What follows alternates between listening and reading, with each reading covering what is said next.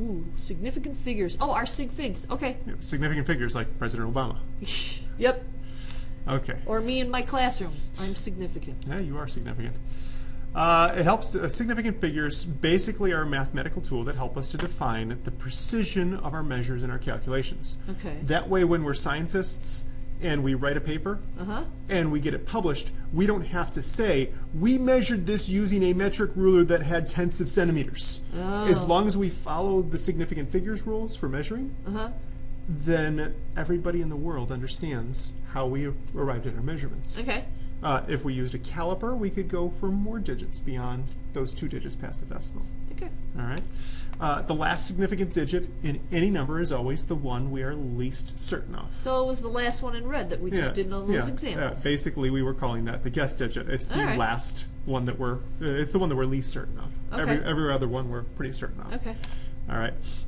So, for example, if we have a measurement of 10.00 grams, that means that we've used a fairly expensive balance first off, because look at this, we have a tenths and a hundredths place here.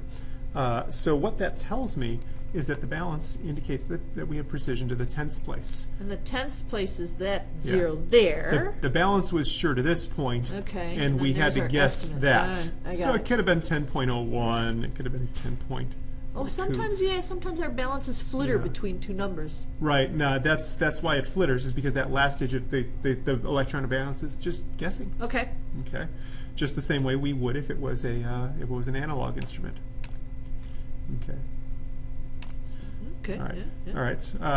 So 10.0 grams tells me something a little bit different.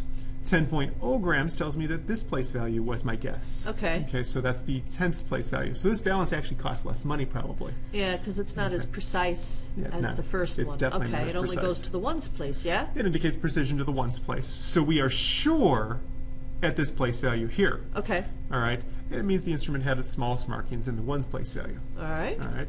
Finally, 10 point grams indicates something completely different. All right, it's indicating precision to the tens place, so we're sure of this number, and the 0 is our guess. Okay. Okay, notice the decimal points with significant figures is going to be an important thing whether you write it or not. All right. I think we're about to get into that. Okay. Recognizing sig figs? Yeah. All right, recognizing significant digits or significant figures. All non-zero numbers are significant. Zeros between non-zeros are significant. So sandwiched zeros are significant. Zeros in front of non-zeros are not significant. So if they're placeholders, they are not going to be significant. Trailing zeros are only significant if a decimal is involved. If they are merely placeholders, they are not significant. If there's a decimal, they're going to be significant. So it's not a matter of they're important or not, Mrs. G? Nope, just a matter of whether they're part of the significant measurement. So significant figures is a new definition. It's a new vocabulary term I've got to be able to use. Yes. Okay. It basically tells you how good an instrument is you are using to mass or read a volume or measure a length of. Okay. All right. That sounds good. I think I understand that.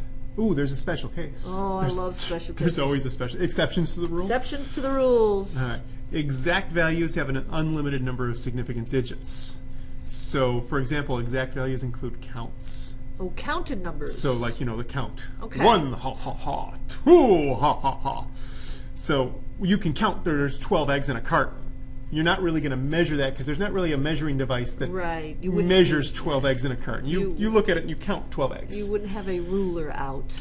The number of students in a class, I don't really have a measuring tool. Okay. There's not a meter stick or anything that measures how many students are in my class. I just count it. The number of hydrogen atoms in H2O, so there's 2. So that's a count also. Okay. So count values don't have any sig figs. Got it. Okay. All right.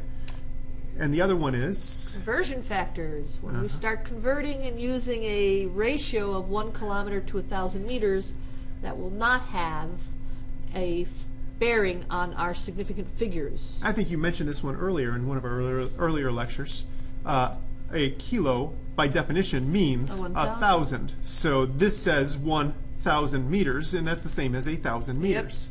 It's just a conversion factor. It's a definition. Okay. All right. When doing math operations, it's important to ignore those values that have unlimited numbers of sig figs. Okay. All right, so we'll try these right now, just to point out how many sig figs. My rules go pretty simple. Non-zero numbers. And a zero sandwiched between. And then a zero sandwich. Man, I'm hungry now. Sandwiches. Sorry. All right, and notice this is a measurement, so I can actually answer 3. And all measurements have a unit, don't they, Mr. Kane? Yeah, and if my units indicated something that was counted, how many sig figs would this have been? Unlimited. If this had actually said, instead of centimeters, if it had said dog, well, a dog, you can't have 40.7 dogs, can you? Pencils. How about pencils? That's less gross. So if you had 40.7 pencils, you counted up 40 and then 7 cents of a pencil. Yep. You broke one in half, or broke one in sevenths. That is actually going to be unlimited. It's a counted number. Mrs. G, could I just write an 8 on its side? Yep, infinity. Infinity. It's got an infinite number of sig figs. All right. This one here, if I do this number, non-zero numbers, I've got 4. Zeros sandwiched. Well, I've got no zeros sandwiched. Right. Zeros in front, I think the rule says never. Never. So none of these are significant. They're placeholders. And a placeholder, so that's it, 4. Okay. All right. This one, we've got those 2 non-zeros, okay, and a zero sandwiched in between, and a placeholder. And placeholders, so no, 3. those aren't significant. 3. All right. So this one here, we got non-zeros. Now, one of those rules said when there's a decimal and there are zeros to the right of the decimal, they're significant. So those 2 zeros have to be significant, right? Now, Mr. does it matter if they're to the right of the decimal or left of the decimal? Well, if they're to the left of the decimal, they'd be in front of non-zeros, like the one above it. Well, here, let's do this. Let's do this first. Let's finish this. Okay. So you were saying. Well, if they're to the right of the decimal, those are the other rules. If there are zeros to the right of the decimal, they're significant. So those 2 zeros have to be significant. Right. So there's got to be 4 of them. So 4 of them. Significant digits. Now, Mrs. G, what if it looks like this? What if I have 5,800 grams written like that? Oh, I see what you're saying. Yes. Then there's 4 because you've got the decimal is kind of like a significant entity, and if there's a decimal and something between 2 significants, then it's significant too, right? Okay, right. So if the 8's significant and the decimal's significant, so are the zeros. All right, so that's 4 also. That is. Final one here. Oh, first off, there are no units on that measurement. Oh, hold on. Let's fix it. Grams. Okay, now it's a measurement. Okay, now I'm happy. All right. There's no decimal. No decimal. So I can count my 2, but I can't count any of the zeros because those are trailing zeros. They're trailing, but there's no decimal. No decimal, so it's they are just 1. insignificant. All right. Okay. 1. Ooh, scientific notation. Sinot. Yep, Sinot. Used to communicate large and small numbers. For instance. That's a small number.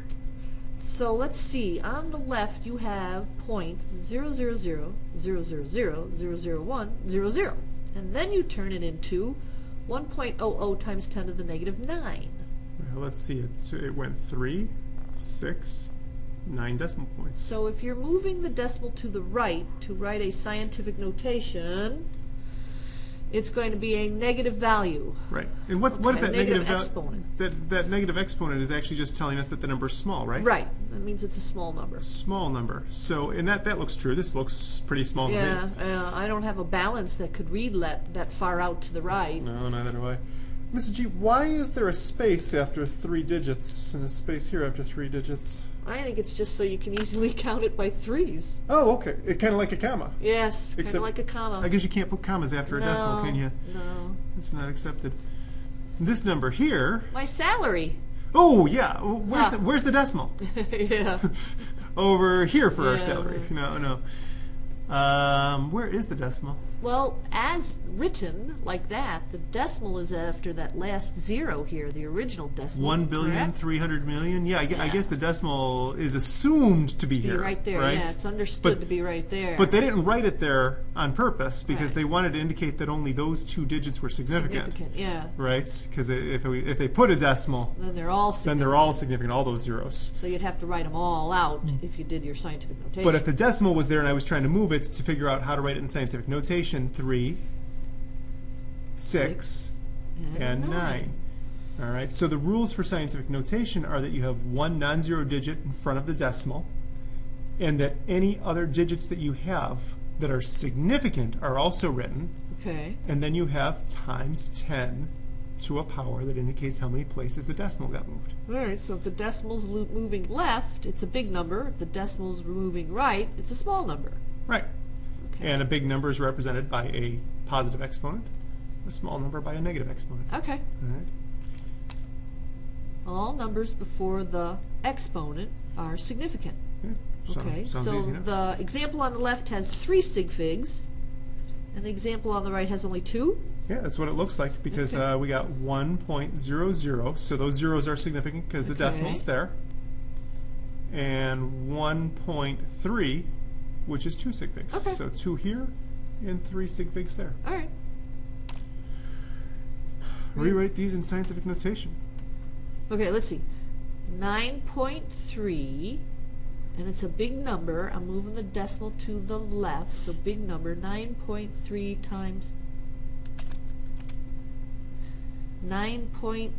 times 10 to the 7. That's, yep. Okay. 6, Right? 1, 2, 3, 4, 5, 6, 7. Yeah, 9.3 times 10 to the 7. Can count. All right. Ooh, that's a small number. We're going to move it twice to the right, right? Yeah, so I'm moving it to the right, 1.0. Is that 0 significant? Yes, because it's a trailing 0 after a decimal. Yeah, so it is significant, so I'm Yes. going to put a 0. 1.0 times 10 to the negative 1, 2. Yeah, I moved it twice, so negative Okay. 2. Okay, so no decimal, and as written, there are 2 sig figs, so my scientific notation should also have 2 sig figs, correct? Correct. So when I put my decimal in here, it's not actually there for sig fig purposes. Right. What did you get? 1.7 times 10 to the 3rd. It looks good. All right. Ooh.